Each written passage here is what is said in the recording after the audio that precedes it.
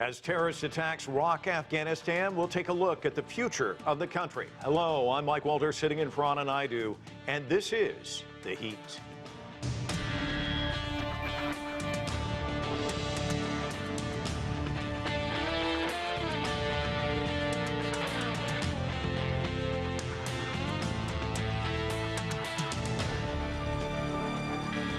It happened again during Friday prayers. This time a blast in a mosque in Kandahar killed dozens. A similar attack targeted prayers in Kuduz 1 week ago. The violence underscores the challenges facing the new Afghan government. Even before the U.S. withdrawal, the country was beset with problems.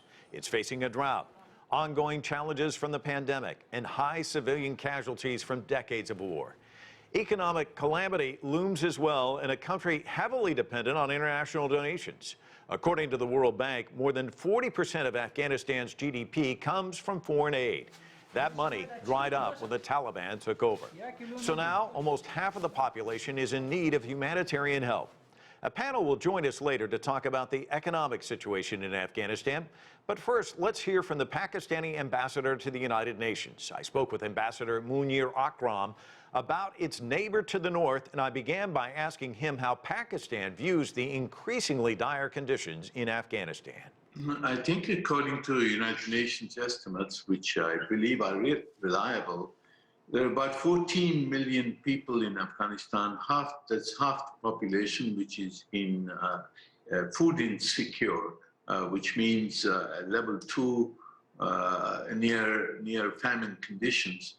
So the humanitarian situation is dire. There's need for food, and which the United Nations is mobilizing with the help of the international community. But at the same time, I think an even greater requirement is to inject cash into the economy because these workers and various service workers, people have not been paid, the farmers don't have money, the industrial workers don't have money. So the whole economy is going to collapse unless there is an injection of cash into the economy. So it's vital to find some means of injecting money into the economy, and the United Nations is working on mechanisms.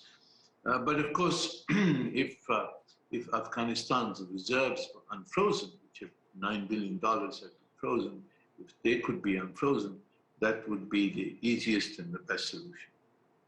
Ambassador Akram, another concern, of course, is the threat of terrorism. What can Pakistan and China do in terms of teaming up to prevent that from taking hold in Afghanistan?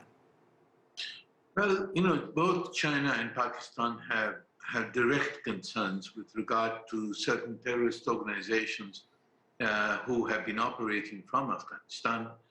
In our case, it is the so-called TTP and some Baluch insurgents.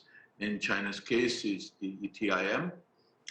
We therefore both have to engage with the Taliban, and in order to convince them to neutralize these terrorist movements and to help in doing so. So I think we have a very important common interests, and we are working together. Both China and Pakistan have been working together for some time, and we will continue to work together and ensure that these terrorist movements do not threaten our national security. Speaking of engagement, I know that Pakistan is discussing the possibility of the Taliban-led government possibly taking part in the China-Pakistan economic corridor. Can you talk to us a little bit about that? I think geographically, if you see, it makes complete sense for the China-Pakistan corridor, the north-south corridor, to have a branch off to the west and to connect with Afghanistan through the Khyber Pass and through Balochistan. We could connect the Afghan economy with the China-Pakistan corridor, which would give access, the Afghans access, not only to the Pakistani economy, but to the much larger and huge Chinese economy, which could contribute greatly to Afghanistan's trade, to promotion of industrialization in Afghanistan. And therefore, we think it makes complete sense for Afghanistan to join the China-Pakistan Economic Corridor project.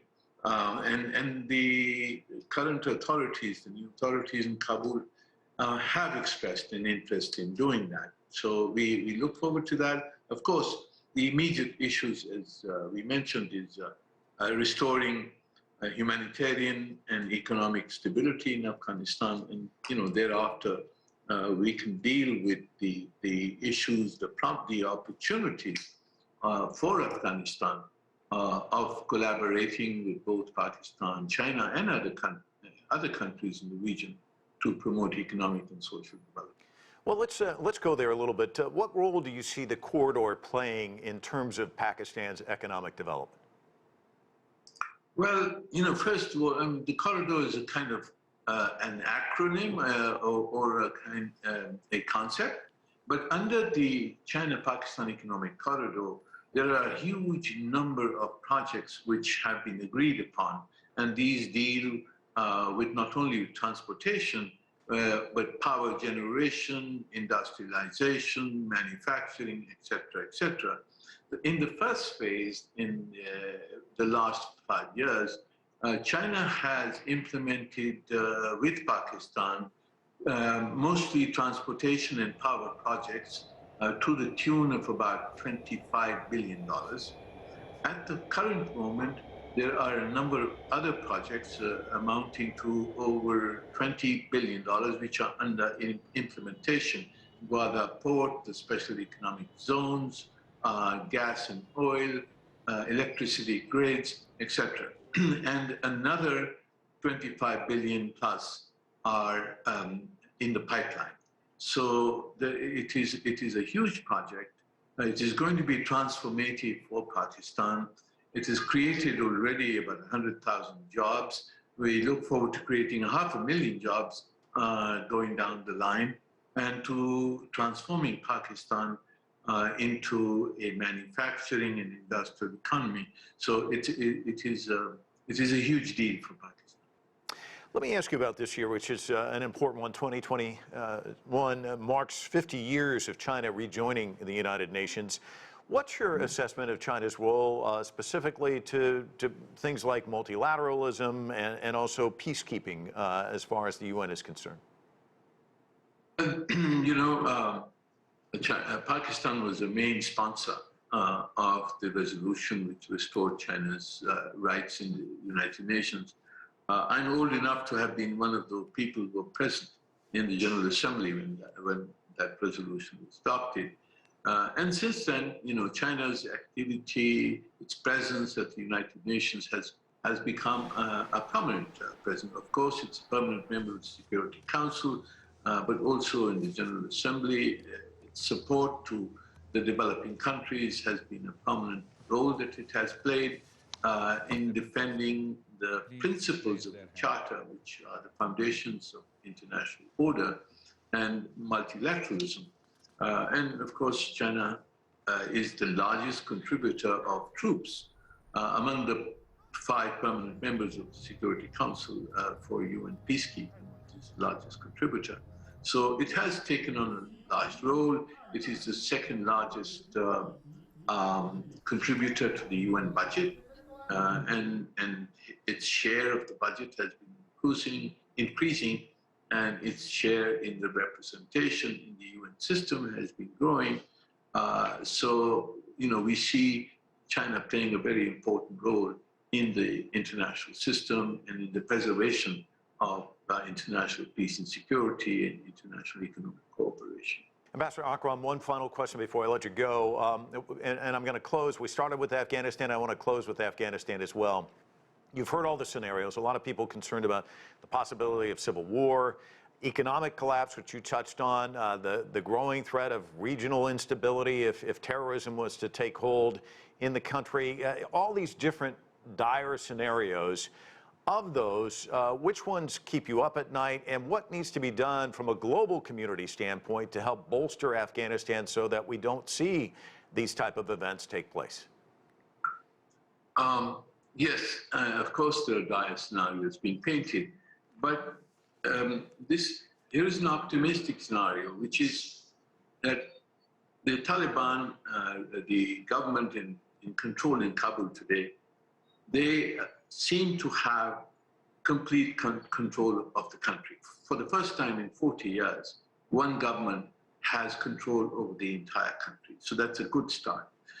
The threat at the moment is that if we have a humanitarian crisis or if we have economic collapse, then there would be chaos, there would be dissatisfaction, there would be groups which would emerge to challenge the authorities or seek support from external players, and we would then revert once again to Afghanistan, which is at war with itself. And in those conditions of civil conflict, would the terrorist groups which are present there and which have to be neutralized, those terrorist groups could then once again gather strength and have the ungoverned spaces from which to operate. So we have to prevent, in the first case, a humanitarian crisis. We have to prevent economic collapse. We have to get a working relationship with the authorities in Kabul so that we can cooperate with them for the prevention of terrorism from Afghanistan.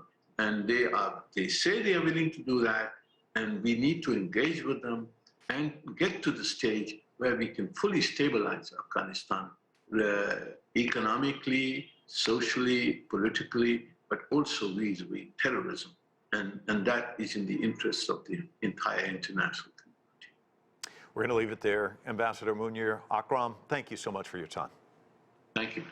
Let's continue our conversation on Afghanistan by bringing in our panel. Joining us from Geneva is Torek Farhadi. He was an advisor to former Afghan President Hamid Karzai. In Union City, California, we have Gul Sabit. He's a former Afghan Deputy Minister of Finance. And here in Washington, D.C., Ahmad Shah Mohibi is founder and president of the counterterrorism nonprofit Rise to Peace. Torek, let me start with you. We had this big meeting. You know, the G20 sitting down, an emergency summit, Mario Draghi, talking about this. The European Union pledging €1 billion to help Afghanistan. How badly is this money needed?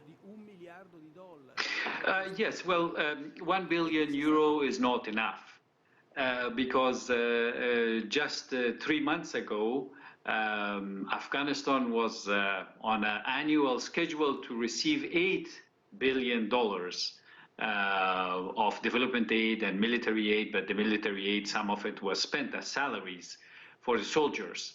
And the €1 billion that the Europeans have pledged, half of it is for neighboring countries of Afghanistan, Pakistan, Iran, and Tajikistan, who are asked by the Europeans to keep the flow of people at the border points and not let them come to Europe through Turkey and Iran. So it's really an emergency fund, which will be, half of it is for the neighbors of Afghanistan, the other half is for UN organizations, which are heavy spenders to feed themselves first and then feed the beneficiaries a little bit. Gul, $1 billion sounds like a drop in the bucket when you listen to what he just said. In contrast, you look at the U.S. administration, and it's complicated in the United States because, you know, the Biden administration said the Taliban were not going to rush into Kabul. They did. And then there was a lot of backlash in the United States. So they've got a domestic audience they have to deal with. They don't want the money to go through the Taliban, which kind of complicates things. Talk to us about the U.S. position at this point. Well, first of all, I agree that this is not a significant amount. And given the situation we have at hand right now, it's a devastating situation. And people will starve to death, simply said. Now, here in the United States, yes, I agree there is the U.S. administration has to respond or answer to the people who question every step the U.S. administration takes. But again, overall, I don't think anybody is against helping the Afghan population. And in this situation, it's just the population that's getting hurt. And please keep in mind that the sanctions that are imposed on in there are not on the country Afghanistan. Those sanctions are on the Taliban as a group, in the Haqqani group. So the country and people can receive aid, and I think many people will be pleased to do that. So there is no restriction on sending aid to the people. And I think there should be more of that, and it should flow directly into Afghanistan. And it should avoid actually the neighboring countries. As mentioned earlier, neighboring countries have closed their borders. No Afghans can cross over to their countries. So why send aid money there? Why not directly to Afghanistan? Ahmad, let me ask you a similar question, because the United States occupied Afghanistan for 20 years, was at war with the Taliban, and now having money go over there and end up in the hands of the Taliban, given kind of this long 2 decades history of corruption, that the money might not actually reach the people. That's a conundrum, isn't it? It is, and there is a backlash among the American people over President Biden administration's decision to send aid to Afghanistan. A lot are thinking that the aid is going to the Taliban. Let us put it this way. The aid is going to the Taliban, period. Now it's in the hands of the Taliban, or whether the Taliban send it to the poor, those in need, the beneficiaries or not. The past 20 years, there has been a rampant corruption. Even before the Taliban takeover, Afghanistan was suffering from drought and rapid corruption, violence, and poverty. Let's put some numbers. 41%, 43% of Afghanistan is dependent on foreign aid. 75% of public spending was on foreign aid. We're talking about a country of 38 million. Half of the population lived below the poverty line, and 90% lived on $2 a day. So fast forward, now the Taliban has taken over. There's nothing. One of the Afghan officials that I interviewed told me that there was only 6 million Afghans left in Kabul that the Taliban took over. So right now, there is a question of what is the plan? Does the U.S. has a grand strategy on South Asia that includes Afghanistan? Is the plan is going to be just kind of the evacuation plan, or the U.S. troops withdrawal, a premature withdrawal? Or I think those are the questions that American people, the world needs to understand. But there is a humanitarian crisis. The Afghanistan economy is on the verge of collapse, and there is a severe famine among the people. But let's see what the world is going to do. I think the biggest fear for the world politician is that, including IMF and the World Bank, that back in August they have frozen their aid, and also the 9.5 billion aid that was suspended in Afghanistan. It's all because the world is frightened, and they don't want to make a move until there is a political recognition of the Taliban. I think it's a tricky question. But again, what is it that the United States Biden administration going to get out of this aid? Is helping the poor, helping the Afghans need it. But at the same time, how the Taliban going to trust in the system, or how the Americans going to trust the system, and how the aid is going to be delivered to people? So I think it's a really complicated case, but there is an urgent need for the Afghans and the aid to go to Afghanistan to save a lot of people suffering from hunger, and basically there's no jobs in Afghanistan. There's no income, nothing. You mentioned a complicated case, complicating things further. Another attack on Friday at a mosque in Kandahar, another one in Kuduz just last week. Talk to us about the situation on the ground there, and how does that complicate matters when it comes to the economy and getting money to the people that need it? Well, any attack in Afghanistan is going to ruin the credibility of the Taliban. Look, the Taliban wanted to prove to the world that there's a strong force, want to bring security and stability in Afghanistan, and the world can trust a government that the U.S. was looking under the former President Ashraf Ghani and Hamid Karzai. So any attack is going to further damage those reputation of the Taliban. This is the second deadly attack on Shia religious minority in Afghanistan. And it's going to get worse. We see more attacks. We are talking about between 14 to 23 terrorist groups operating in Afghanistan. Here is the biggest reason why there's going to be a lot of attacks. And I think number one is poverty. There are no jobs in Afghanistan. The past 20 years, billions and trillions of dollars were poured into Afghanistan because of a corrupt system and corrupt politicians. Your people were suffering, and that's how distant from the government. And that's how a lot of groups, anti-government groups, formed, including members of the Taliban and the ISIS. So as long as there is no jobs, no employment, no income, no revenue, and a breakdown GDP for Afghanistan, we will see more explosions, more explosive happening, more targeting. So I think the future depends on whether you can put people to work or not. That's the simple question. If you can't put people to work, then you could see some sort of progress in terms of development, in terms of education, in terms of more skilled workers in the government. Gul, so I think. Well, I was just going to say, Gul, Pakistani Prime Minister Imran Khan has said that actually the Taliban is the best option to get rid of ISIS in Afghanistan. Do you agree with him? Well, you know, everybody have their own opinions and they look at things from their own perspectives. You know, from our point of view, it would have been the former government that could have been strengthened, and it could, you know, the world could stand with that government, and then they could beat all those forces or you know, unwanted militias there. But anyway, that's you know, I don't think that's the best option.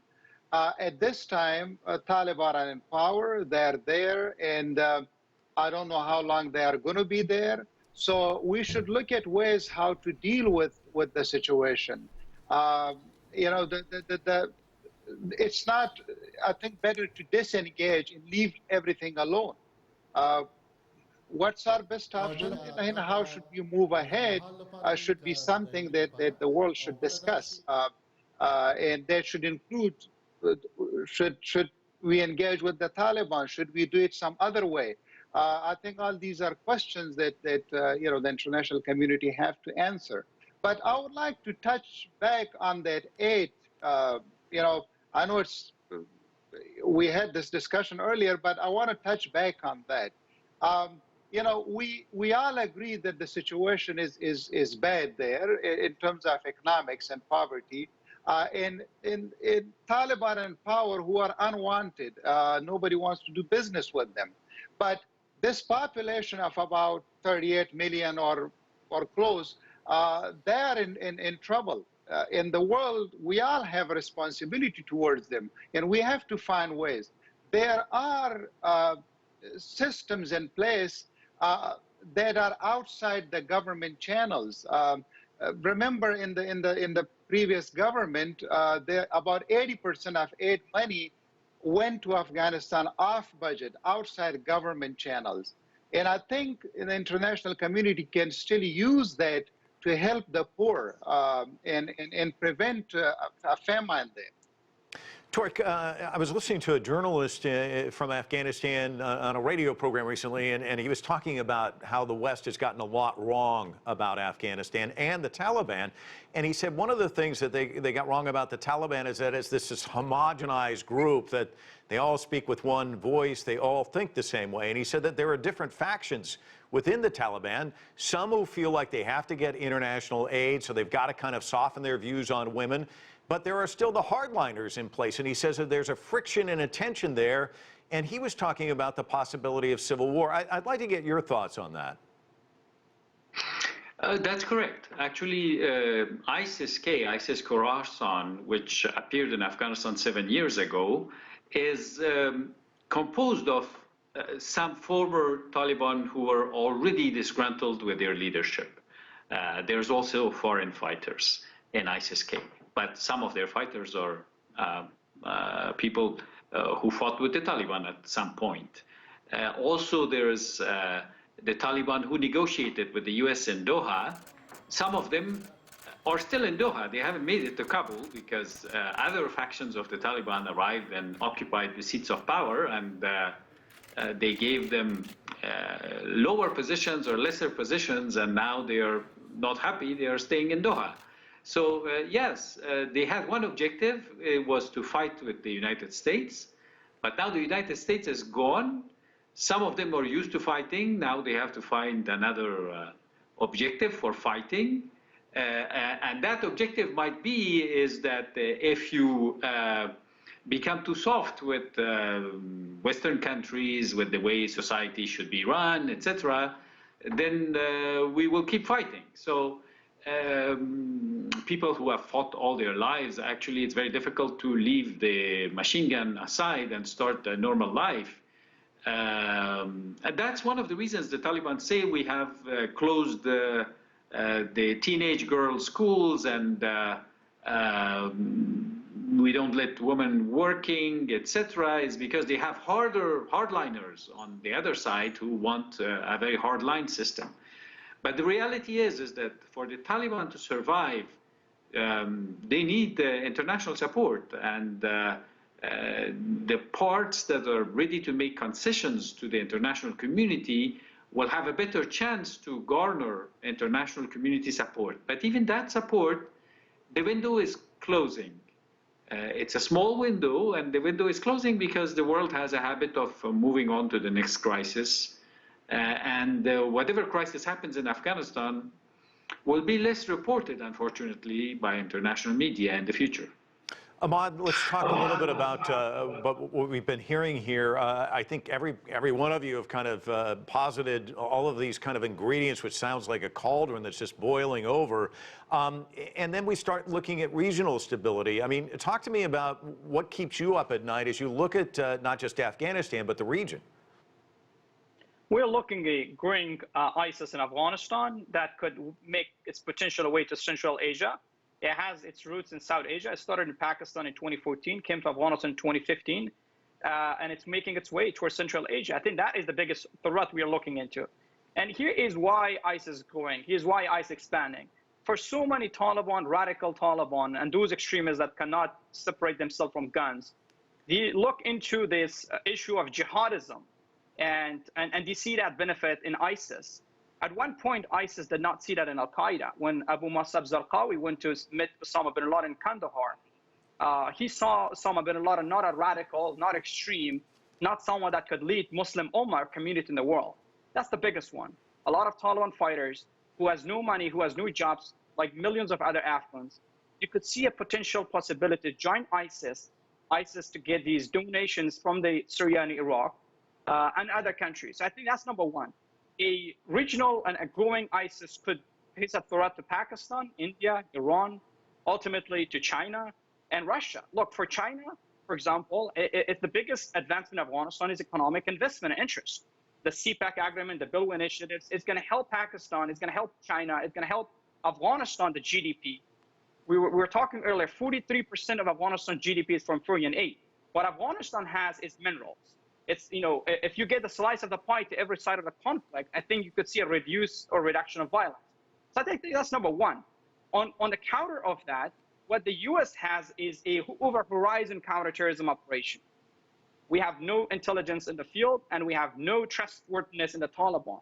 So I think for the world, and specifically for the region in South Asia, it's most importantly to build a coalition in whether to recognize the Taliban or not, and how to build a strong counterterrorism operation to stop Al-Qaeda and ISIS. Otherwise, we see more Afghanistan into a safe haven of terrorism as it is already. That could pose a threat. Look, 9/11 happened because the U.S. forgot about Afghanistan in the 1990s, and Afghanistan turned into a bloody safe haven for terrorism. History repeating itself, perhaps. Gentlemen, thank you so much for joining us. Really appreciate it. A great discussion. And that's going to do it for this edition of The Heat. I'm Mike Walter in Washington, D.C. Thanks so much for being with us.